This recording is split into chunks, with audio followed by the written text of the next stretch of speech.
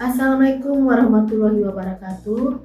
Perkenalkan, nama saya Ida Pasari, NPM 2247410118. Mahasiswi Program Magister Manajemen Universitas Tridinanti Palembang Angkatan 47. Video ini saya buat sebagai ujian akhir semester mata kuliah Sistem Informasi Manajemen dengan dosen pengampu Dr. Yohan Naftali SDMN. Latar pendidikan S1, saya Sekolah Tinggi Ilmu Ekonomi Widya Luaha Yogyakarta, lulusan tahun 2001, jurusan Ekonomi Akuntansi. Akta 4 di Universitas Sriwijaya tahun 2003. Saya pernah bertugas di SMA Negeri 1 Jojawi, Ogan Komering Ilir sebagai guru mata pelajaran ekonomi. Dan saya juga sebagai kepala laboratorium komputer. Saat ini saya bertugas di Dinas Pendidikan Provinsi Sumatera Selatan di bidang Subbak Keuangan. Dinas Pendidikan merupakan unsur pelaksana otonomi daerah yang dipimpin oleh seorang kepala dinas yang berkedudukan di bawah dan bertanggung jawab kepada gubernur melalui sekretaris Provinsi Sumatera Selatan.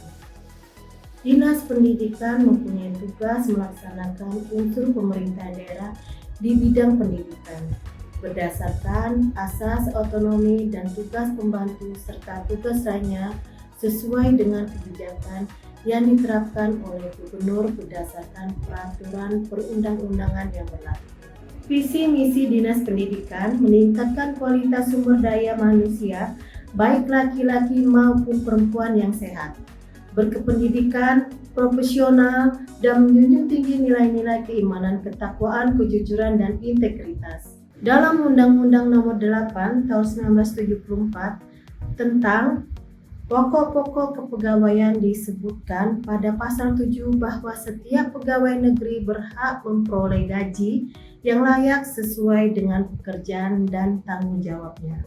Selanjutnya dalam penjelasannya ditegaskan bahwa pada dasarnya setiap pegawai negeri beserta keluarganya harus dapat hidup layak dari gajinya, sehingga dengan demikian ia dapat memusatkan perhatian untuk melaksanakan tugas yang telah dipercaya kepadanya. Dalam menentukan besarnya gaji, memperhatikan kemampuan keuangan negara. Selain daripada itu, harus pula memperhatikan keadaan tempat di mana pegawai negeri itu dipekerjakan. Beberapa komponen yang melekat pada gaji PNS diantaranya adalah tunjangan istri atau suami dan tunjangan anak. Berikut ini adalah sekilas penjelasan mengenai tata cara dan ketentuan pembayaran tunjangan istri atau suami dan tunjangan anak.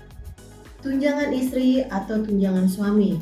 Yang dimaksud dengan tunjangan istri atau tunjangan suami adalah tunjangan yang diberikan kepada pegawai negeri yang beristri atau bersuami.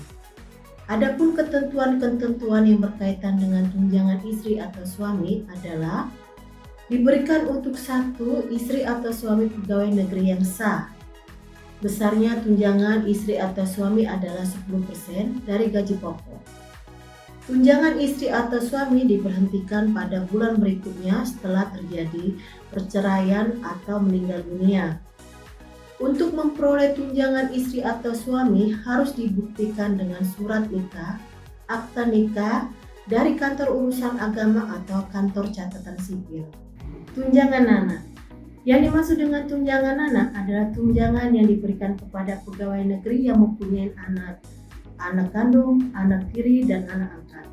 Dengan ketentuan belum melampaui batas usia 21 tahun, tidak atau belum pernah menikah, tidak mempunyai penghasilan sendiri, dan nyata menjadi tanggung jawab pegawai negeri yang bersangkutan.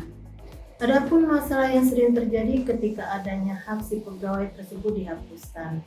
Pencabutan hak biasanya terjadi apabila tunjangan istri atau suami akan dicabut jika terjadi perceraian atau meninggal dunia. Pegawai yang bercerai atau meninggal dunia, istri atau suaminya harus menyerahkan fotokopi akte surat keterangan kematian dan akte cerai yang dilegalisir pejabat berwenang ke Subbagian Perencanaan dan Penganggaran. dapat menunjukkan surat pernyataan dari kepala sekolah atau kursus atau perguruan tinggi bahwa anak tersebut masih sekolah, kursus, atau kuliah. Adapun kendala yang sering terjadi bahwa pegawai tidak memberi keterangan asli, di mana istri atau suami yang sudah meninggal dunia atau bercerai dan anak yang sudah selesai sekolah, kuliah, dan sudah menikah tidak dilaporkan. Sehingga terjadinya keterlambatan penyampaian laporan tunjangan yang akan berakibatkan tunjangan istri atau suami terus dibayar oleh pemerintah dan akan mengakibatkan pegawai yang bersangkutan harus mengembalikan tunjangan yang terlanjur dibayar tersebut. Pelaporan tunjangan bisa dilakukan oleh bendahara gaji dengan menggunakan aplikasi e-Sumsel dan dengan menyerahkan berkas yang harus dilaporkan di Subag Keuangan Provinsi Sumatera Selatan. Aplikasi e-Sumsel merupakan sistem informasi komputer yang berguna memproses pengelolaan keuangan daerah yang berintegrasi, mulai dari perencanaan sampai dengan akuntansi serta pelaporan yang berbasis website. Berdasarkan keputusan Gubernur Sumatera Selatan nomor 405/KPTS/BPKAD/2018 pada tanggal 6 Juli 2018 dibentuklah tim IT untuk membangun aplikasi e-Sumsel yang bertujuan menghasilkan sistem informasi untuk mengelola keuangan daerah terbaik, benar, transparan, dan terintegrasi. Sebelum adanya aplikasi e-Sumsel untuk memproses data seperti data perjalanan dinas, absensi, TPP tunjangan penghasilan pegawai, gaji ASN, gaji non-ASN, data pegawai ASN, non-ASN masih menggunakan aplikasi Microsoft Word dan Microsoft Excel, sehingga terjadi human error di mana data yang diperoleh tidak valid. Begitupun untuk kebutuhan laporan tahunan, laporan bulanan, bahkan laporan harian. Tim operator harus menyediakan dahulu data-data laporan yang dibutuhkan. Namun sekarang dengan adanya aplikasi e-Sumsel yang digitalisasi, maka informasi yang diperoleh lebih cepat, efisien, serta efektif. Setiap pengguna yang memiliki akun e-Sumsel bisa melogin ke aplikasi dan menghapus data yang dibutuhkan. Di dalam aplikasi e-Sumsel terdapat modul dengan menu, pilihan perencanaan, penganggaran, penatausahaan, dan pelaporan. Kesimpulan dan saran.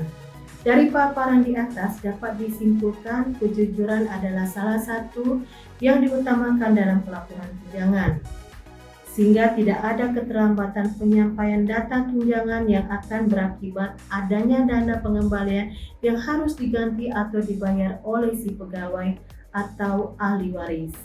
Sekian dan terima kasih video dari saya, Ida Epasari, NPM 2247411018. Waalaikumsalam warahmatullahi wabarakatuh.